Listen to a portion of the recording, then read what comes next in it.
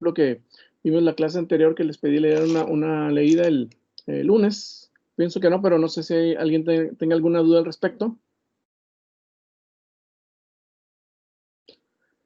Bueno, si no, vamos a continuar con la solución de sistemas de ecuaciones lineales usando MATLAB. Bueno, primero que nada, definamos el tipo de problema nuevamente para un sistema de ecuaciones incógnitas como el analizado en el método de Gauss-Seidel. Obviamente vimos allí el caso cuando n y m son iguales, o sea, m ecuaciones con n incógnitas. El formato general será el siguiente, ¿no? Entonces, en la forma matricial es A1, 1x1 más A1, 2x2 más A1, 3x3, etcétera, hasta más A1, nxn igual a y1, A2, 1x1 más A2, 2x2 más A2, 3x3 más todos los demás términos hasta más A2n xn igual a y2, etcétera, hasta am1x1 más am2x2 más am más todos los demás términos hasta más amn xn igual a ym. Considerando el caso donde m y m es igual a n, el sistema de ecuaciones, el sistema de ecuaciones anteriores se puede escribir de la siguiente forma. En formato matricial sería A por X, pero A con negritas, que es la matriz A, por el vector X de las variables, igual al término, el vector Y del lado derecho o de términos independientes, igual a Y, donde la matriz A sería escrita de la forma A11, A12, etcétera, etcétera, hasta A1n. Y hacia abajo, bueno, continuaron los demás coeficientes. Bueno, M1 hasta Mn. Estamos considerando, dijimos que M y N son iguales, así que podría incluso de una vez aquí ajustarnos y poner de una vez la M como N, ¿no? Para tener el formato, digamos, adecuado, ¿no? Entonces, esa es la matriz A, el vector X de las variables y el vector Y, perdón, del lado derecho. Si queremos resolver el sistema de ecuaciones anterior usando MATLAB, se puede usar como formato, pero en el formato matricial anterior y alguno de los dos comandos, ya sea backslash o slash, como analizaremos en el siguiente ejemplo. A ver, por ejemplo, sobre el sistema de ecuaciones lineales siguiente, bueno, con MATLAB. Antes de pasar a la solución, voy a aclarar que el método bueno, el método que utiliza MATLAB para resolver el sistema de ecuaciones lineales que nosotros, no sé, busquemos solucionar, resolver, no es el método Gauss-Seidel. O sea, MATLAB no utiliza el método Gauss-Seidel, ¿de acuerdo? O sea que eso de que el elemento de la diagonal principal tiene que ser mayor que los otros, que la suma de los demás términos, no se requiere aquí, ¿no?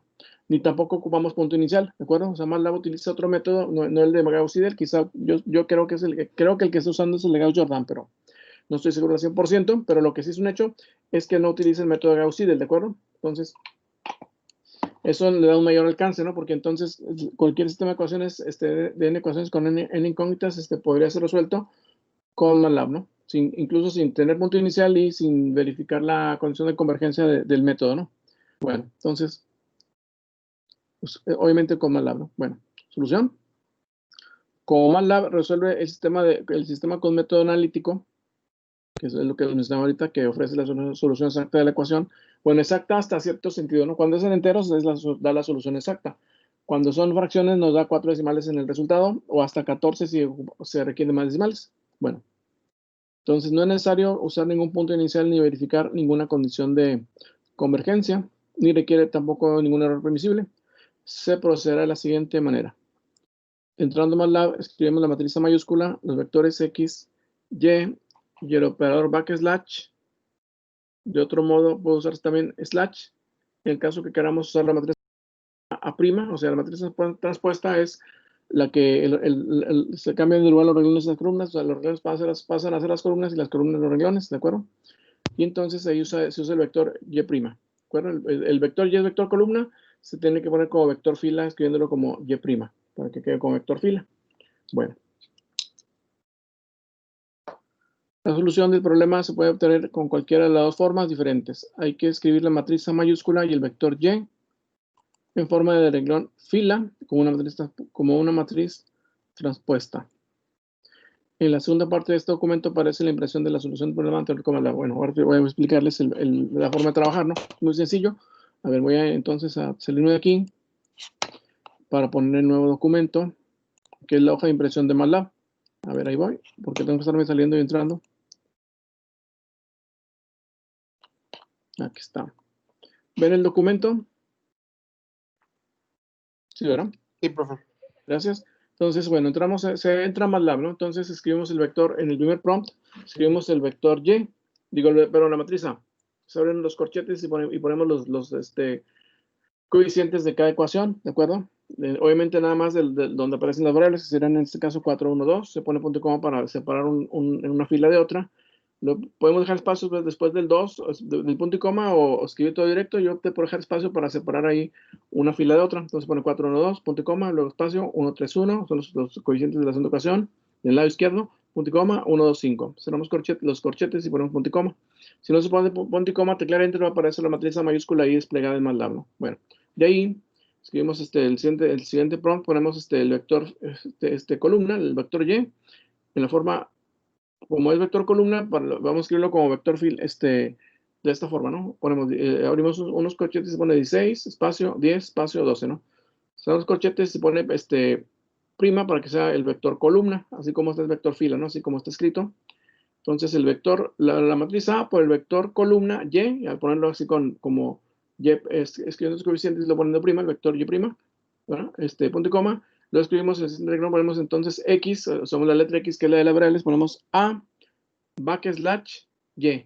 Tecleando eso, aparece la respuesta como vector columna, enter, X igual a 3, 2, 1. Quiere decir que X1 es igual a 3, X2 es igual a 2, y X3 es igual a 1. Otras opciones, por ejemplo, si no queremos si quisiéramos que apareciera la respuesta como vector fila, pueden ponerlo de la forma siguiente, ponemos Z igual, usamos otra letra que no sea la X, por ejemplo, Z, ponemos Z igual, ponemos Y prima, o sea, el vector, columna, ¿verdad? Slash, aquí sí es slash por A prima, o sea, la respuesta de A, se va a multiplicar entonces el vector columna, ¿verdad? Por Y por A prima. Pero eso lo hacemos con el formato con el comando slash. Ponemos y' slash a', enter, y da la respuesta entonces como vector renglón, vector fila. Z igual a 3, 2, 1 es lo mismo, ¿no? Da los mismos resultados. O sea, que con una de las maneras que utilicemos es suficiente, ¿no? Para llegar a la respuesta. Obviamente x1 es igual a 3, x2 es igual a 2 y x3 es igual a 1. ¿Dudas? Está Sí, directo. profe, perdón. El vector columna, ¿qué representa el problema original? O sea, porque es claro que la matriz es las ecuaciones, no el cuerpo de las ecuaciones. Claro. Pero, son los términos del lado derecho. ok, las igualdades. Sí, los términos del lado derecho. O sea, voy a regresarme al documento para aclararlo, ¿verdad? Sí.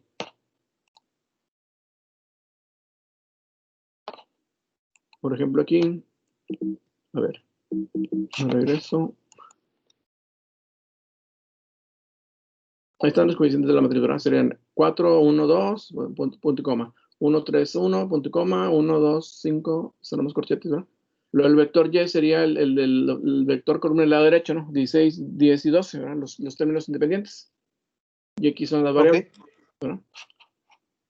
Ok, bien, gracias. Eso era. Entonces, así, ¿no? Es directo. Entonces, de las dos formas nos da el resultado, ¿no? De cualquiera de las dos. ¿Alguna otra pregunta, alguna duda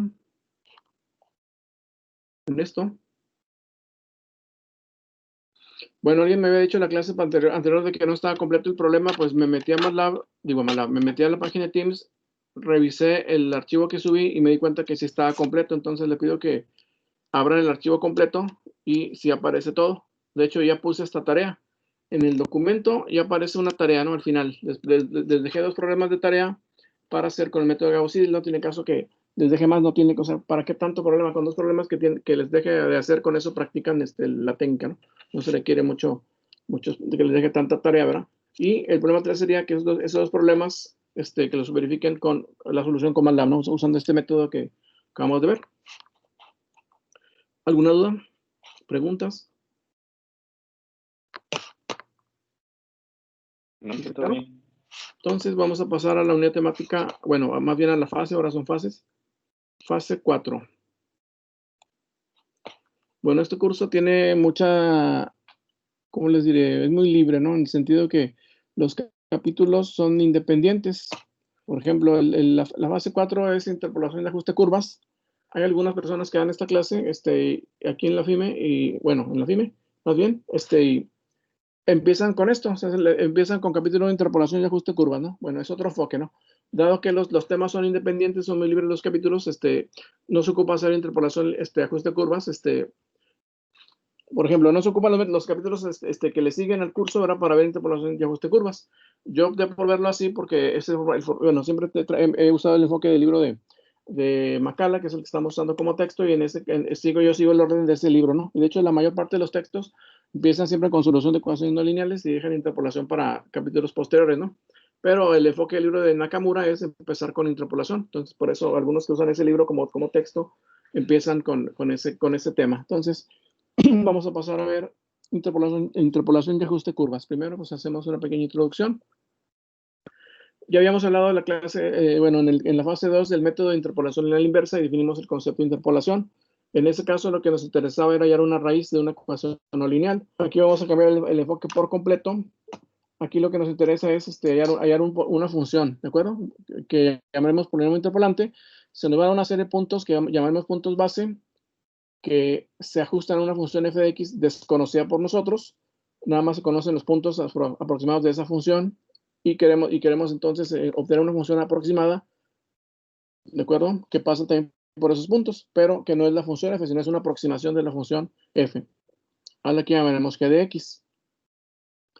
Entonces, se estudiarán formas de construir aproximaciones g de x a diferentes funciones f de x, tales como g de x, o sea, es aproximadamente igual a f de x, cuando f de x puede ser presentada como una serie de valores en un número limitado de valores de x, también conocidos como puntos base.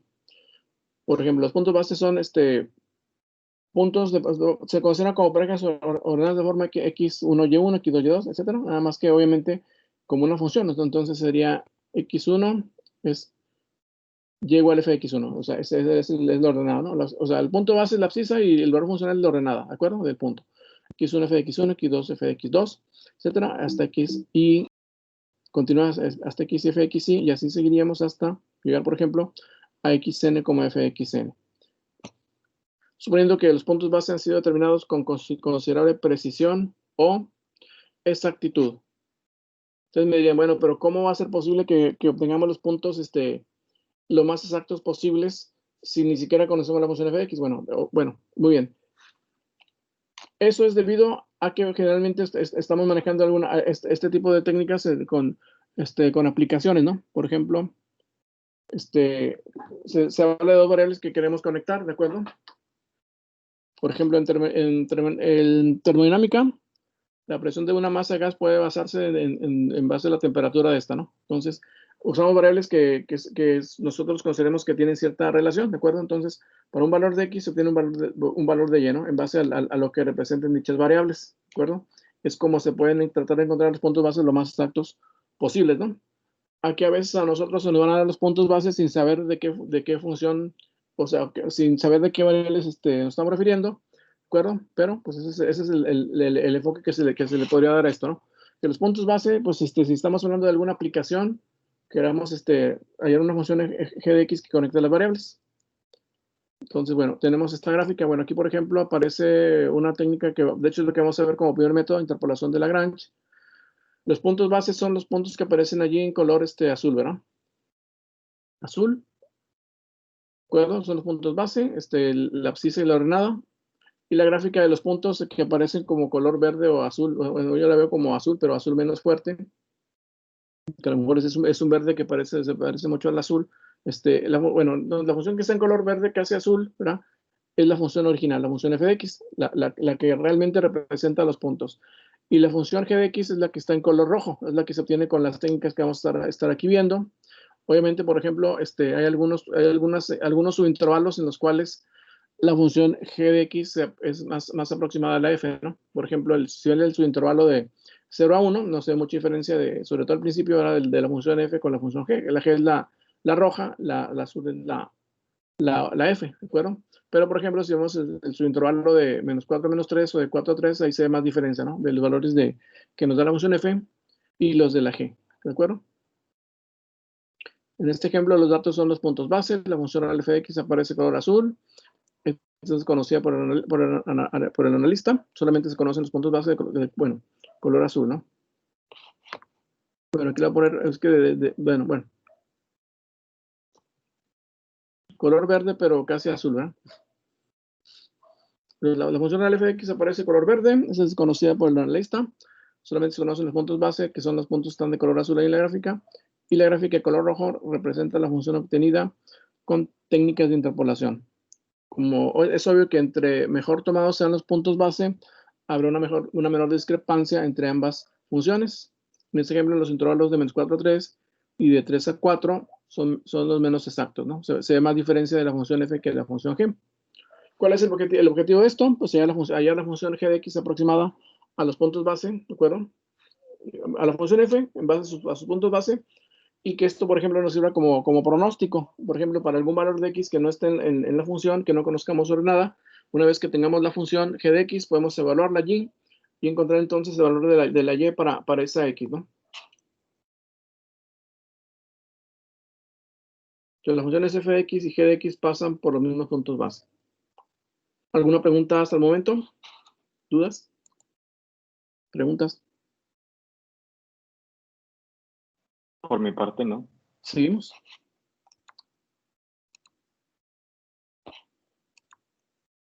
Bueno, entonces vamos a definir entonces al polinomio que vamos a obtener con las técnicas, que es la función g de x, vamos a llamarle polinomio interpolante o interpolación, ¿de acuerdo? A ver. Un polinomio, definición de un polinomio P sub n de x, que se aproxima a f de x en un intervalo desde x0 a xn, es llamado polinomio interpolante o de interpolación. Con forma general, P sub n de x igual a sub 0 más a1x más a2x2, etcétera, hasta más a n xn. Observe que es el mismo polinomio que estábamos usando las raíces de este, ¿no? Con el método de Birch-Vieta, por ejemplo, ¿verdad? Pero ahora se escribe en este formato. Primero ponemos el término independiente, luego aparece el término con x, luego el que tiene x cuadrado, etcétera, hasta el elemento en el que aparece xn. Ese polinomio se le llama polinomio interpolante o polinomio de interpolación. Y esa es su forma general. Esto que sigue es fundamental, ¿no? En este tipo de técnicas, tener en cuenta este concepto. El número de puntos base requerido para obtener un polinomio interpolante P sub n de x es n más 1. N más 1. Es decir, siempre se debe tener un punto más que el grado del polinomio P sub n de x, tal que este pase exactamente por los n más 1 puntos. Los puntos básicos son x1, f de x1. Digo, bueno, en general, x como f de x para ir de 0 a n. Por ejemplo, si queremos obtener un polinomio interpolante de grado 6, o sea, una ecuación de sexto grado, se requieren 7 puntos base en las técnicas de interpolación, etcétera. ¿De acuerdo? O sea que se requiere entonces siempre, según el grado del polinomio que se desea aproximar, se requiere entonces el grado más 1, n más 1 puntos base. Entonces comenzaremos, si no hay preguntas, con la primera técnica de interpolación llamada de Lagrange. De hecho, es la que viene ahí en el ejemplo ese de la gráfica.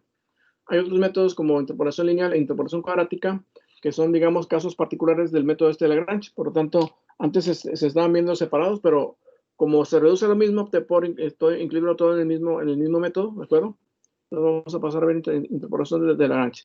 De hecho, yo antes me explicaba este método con el enfoque que trae el libro de Macala, que viene muy matemático ahí la explicación, pero había algunos alumnos que de plano no le entendía nada. Entonces, me acuerdo que ponía exámenes, aplicaba exámenes y ponía un problema de ese tipo y lo dejaban en blanco algunos.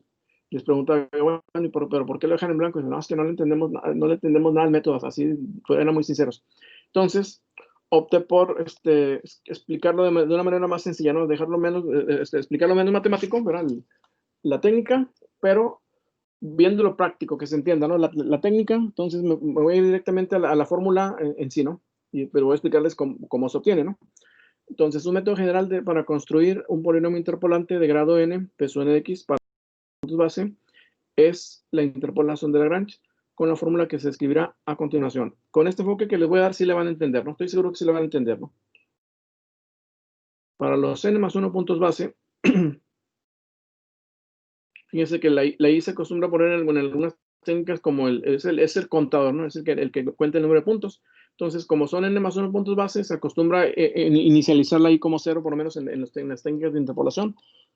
Ya cuando veamos ajuste de curvas, podrían ahí comenzarse a definir la I desde 1, pero aquí en lo que es interpolación vamos a enumerar la I cuando la coloquemos desde 0, ¿de acuerdo? Entonces, para que al empezar en 0 la I se termine en N y van a ser N más 1 puntos base. Por lo tanto, la I se definiría de 0 hasta N, ¿de acuerdo? Para poder tener N más 1 puntos base, que son de la forma X, Y, o sea, X0, f de X0, X1, f de X1, X2, f de X2, X3, f de X3, etcétera, hasta Xn, f de Xn. Esos son los puntos base que nos van a dar el problema, ¿no? Imagínense que esa es la tabla que nos van a dar en el problema a nosotros, ¿no? De un problema, ¿no? Y nos van a pedir ajustar esos puntos, o sea, mediante una función o un polinomio con la técnica de interpolación de Lagrange. Entonces, para esos n más 1 puntos base, voy a poner aquí cómo va a quedar el polinomio interpolante o de interpolación y voy a explicarles cómo se obtiene. Me voy directamente como les digo, a lo práctico, ¿no? Entonces, se pone peso n de x, que es el grado del polinomio, o sea, n es igual, o sea, para despejar n, para hacer cuál es la n, simplemente n más 1 es igual al total de puntos que nos dé, ¿no? De ahí despejamos n y nos queda entonces el valor, ¿no? Entonces, peso n x es igual a, lo que vamos a hacer es, en la parte arriba de los sumandos del polinomio, van a aparecer elementos lineales de forma x menos xy, ¿de acuerdo? Para ir de 0 a n, pero sin incluir el término lineal del elemento que estamos analizando. Por ejemplo, cuando se comienza con el primer punto base, con x0, en la abscisa, con x0, en la parte de arriba no se pone x menos x0, o sea, pues se va a comenzar a escribir x menos x1, por x menos x2, etcétera, hasta por x menos xn. Va a aparecer un producto de n elementos lineales de la forma x menos xy, sin incluir el punto base del que estamos calculando el primer sumando del polinomio. Entonces, arriba aparece así, x menos x1 por x menos x2 hasta por x menos xn son el producto de elementos lineales y no incluimos el x0, x menos x0 arriba, ¿no? No se incluye x menos x0, pero evaluamos el x0, el punto base en el que estamos ubicados actualmente digamos, en el problema, lo evaluamos en lo de arriba y ese se pone como denominador, o sea que quedaría entre x0 menos x1 por x0 menos x2 hasta por x0 menos xn, y esa fracción se multiplica por el valor de la y, que viene siendo f de x0, que da la tabla, ¿no? Ese es el primer sumando del polinomio, más, ahora usamos el segundo punto base x1, entonces en la parte de arriba se pondría x menos x0, y se multiplica por, se omite el x menos x1, ese ya no va a aparecer en este sumando, se pone x menos x0 por x menos x2 hasta por x menos xn, y se evalúa entonces en x1 y se pone eso en el denominador, o sea quedaría entre x1 menos x0 por x1 menos x2 hasta por x1 menos xn, y luego es la fracción, se multiplica toda por f de x1, que sería la ordenada para el segundo punto base, más, y así para cada punto base hay un término, ¿de acuerdo? Por ejemplo, para el tercero, que sería el x2, se pone arriba en el numerador, más x menos x0 por x menos x1, se omite x menos x3, se pasa, o sea, se brinca ese término y se pasa a escribir luego por x menos x3, eso hasta por x menos xn, entre, sobre x2 en la parte de arriba y se pone eso en el denominador, o sea, queda entre x2 menos x0, por x2 menos x1, por x2 menos x3, etcétera, hasta por x2 menos xn. O sea, se omite el elemento en el que quedaría una división sobre 0, ¿verdad? Por la ordenada del punto f de x2 más, y así seguimos hasta el último término para el último punto base, el n más 1, que es corresponde a xn, queda más. Ahí van a aparecer los n elementos lineales, que son x menos x0 por x menos x1, por x menos x2, hasta el que está antes de n, que es xn menos 1, o sea, por x menos xn menos 1, entre, se vuelve a lo de arriba en xn, y queda entre xn menos x0 por xn menos x1, hasta por xn menos xn menos 1, luego todo se multiplica por el elemento de la ordenada del punto xn, que es f de xn, ¿de acuerdo? Entonces, este método tiene la limitante de que no es posible que tengamos dos puntos con la misma abscisa, ¿de acuerdo? Por ejemplo, si tuviéramos, no sé, el punto 4,7 y en el mismo ejemplo el punto 4,12, por ejemplo, para dos puntos base diferentes, no se puede, se tendría que eliminar un punto de esos, ¿verdad? Porque de incluirlo va a quedar una división sobre 0 y entonces no tendría solución el problema. Entonces tiene esa limitante el método, ¿no? De que no se pueden usar, por ejemplo, dos puntos con la misma abscisa porque queda una división sobre 0 en alguno de los términos, ¿verdad? ¿De acuerdo? Eso no se puede utilizar. Vamos a ver más adelante, ya que hablemos, por ejemplo, de regresión lineal, ahí sí es posible usar dos puntos con la misma abscisa, ¿no? Porque ahí se maneja otro enfoque distinto, ¿no? Por lo menos en este método no es posible. Bueno, en todo caso, lo que se va a pedir aquí que hagan ustedes una vez que tengan desarrollado ese polinomio es, por ejemplo, los elementos del denominador que son sustracciones, ¿no? de números, pues que se hagan las restas, ¿verdad? de los n elementos y luego se multipliquen y que se ponga como coeficiente, ¿no? Fx0 entre el producto de los elementos lineales de cada sumando, ¿no? Pero no va a ser necesario que se multipliquen los elementos lineales de cada sumando, ¿no? Sería muy largo de hacer, ¿verdad? Imagínense que en un problema fueran 7 puntos base, los que nos dieran, ahí queda una ecuación de grado 6, ¿verdad? Entonces va a quedar una suma de 7 elementos en los que aparezcan un producto de 6 elementos lineales. Imagínense cuántos van a tardar en multiplicar todo eso, pues es demasiado largo, ¿no? Entonces, no se va a pedir en el examen o en la tarea que lo reduzcan todo a la misma expresión, pero no es necesario. Nada más que por lo menos calculen el coeficiente de cada sumando, ¿no? Eso sí, ¿no? Por lo menos. Entonces, esto puede escribirse de una manera más compacta, ¿no? Con la notación siguiente, que era lo que no le entendían algunos cuando se explicaba desde el principio con esta fórmula. Entonces, haciendo el sub de x igual a cada fracción vamos a anotarla con esta notación, ¿no? Que es multiplicatoria, piatoria, desde j igual a 0n, de x menos x cota entre x y menos x cota con j diferente de y. Cuando se utiliza piatoria o multiplicatoria de j igual a 0 hasta n, lo que se hace es que la j se evalúa de 0 a n en cada sumando, y en este caso, en cada término, y en lugar de sumar todos, ¿no? Por eso es multiplicatoria o piatoria, ¿no? Entonces se van a multiplicar todos los términos evaluados, ¿no? Entonces, eso que está ahí, L sub i, que es la fracción asociada a cada elemento. Y se pone con j diferente de i para que no quede una división sobre 0 en el denominador, ¿no? Que es lo que estamos manejando al escribirlo con el formato que le menciono, ¿no? De que no se incluye el punto con el que estamos iniciando para hallar el término lineal, no se incluye ese elemento en el numerador, y en el denominador se evalúa siempre entonces una diferencia tal que los subíndices IJ son diferentes, para que no quede una división sobre 0. Y entonces al escribirlo así, pues la fracción, como es una suma de n términos, ¿verdad? N más 1 términos, puede escribirse en forma compacta, primeramente así, ¿no? O sea, cada fracción se pone con la forma L sub 0 de x, ¿no? O sea, P1 de x igual a L0 de x por fx0 más L1 de x por fx1, etcétera, hasta más Ln de x por f de xn. Y como es sumatoria, puede ponerse una sumatoria de una multiplicatoria, ¿no? O sea, puede ponerse así. P1 de x igual a la sumatoria desde igual a 0 hasta n de f de xy por la piatoria de j igual a 0 n de x menos xj por xy menos xj para j diferente de y. Eso más que nada más la notación matemática para escribir eso de manera más compacta, ¿de acuerdo? Pero lo que yo voy a pedirles que hagan en el examen es nada más allá el puro polinomio interpolante, ¿no? Lo de abajo nada más es la notación, ¿no? Era quizás lo que a veces no le entendían algunos alumnos cuando explicaba este método, es nada más simplificar la expresión de la fórmula, ¿no? Pero lo práctico es hallar el polinomio P sub n de x, y es con el que vamos a estar trabajando aquí. Quizá yo en algún problema sí ponga la reducción de los términos a la mínima expresión, aprovechando aquí la herramienta de Teams, ¿no? Que puedo poner el archivo ya con la multiplicación, ¿de acuerdo? Pero, repito, sobre todo cuando son muchos puntos base, se recomienda mejor nada más plantear el polinomio, no reducir la expresión del numerador a lo mínimo, ¿de acuerdo? No reducirlo a la mínima expresión, nada más que verlo como una suma de n más 1 elementos, n más 1 términos en los que van a aparecer un producto de n elementos lineales para cada elemento, ¿no? Para cada sumando, ¿de acuerdo? Multiplicados por un coeficiente, que es una fracción. Fx0 entre el producto de los elementos lineales de cada sumando que estén en el denominador, ¿de acuerdo? Obviamente, cuando, por ejemplo, quieren ustedes evaluar una x específica, ¿verdad? Que no nos den en los puntos base, obviamente se evalúa más rápido cuando el polinomio ya está totalmente reducido a la mínima expresión, pero es muy trabajoso, ¿no? Además, ustedes ya llevaron un curso de álgebra para ingeniería, o sea, ya saben álgebra, o sea, no les voy a calificar aquí álgebra, eso ya se lo saben, yo ya sé que ustedes lo saben. Si ustedes se lo proponen, pueden reducir eso a la mínima expresión, ¿de acuerdo? No es tema de este curso, evaluar cómo reducen un polinomio a la misma expresión. Aquí el tema es hallar el polinomio de Lagrange. Estamos en interpolación de Lagrange, no estamos en álgebra no de primer semestre o algo así. ¿Preguntas? Es más, se me hace que ya no se ve aquí ni en FIME, eso se ve en la prepa. Bueno, si le preguntas, déjenme nomás tomar lista. Vamos a pasar el viernes a hacer un ejemplo del método de interpolación de Lagrange, y vamos a ver otro con MATLAB, no sé si el tiempo lo permite, que creo que sí, porque ya todos los métodos de MATLAB que vamos a estar viendo, todos los métodos desde que empezamos este parcial, desde el método Virtuvieta, ya todos los métodos son directos, o sea, fáciles directos de resolver, ¿no? ¿Alguna pregunta que tengan, alguna duda?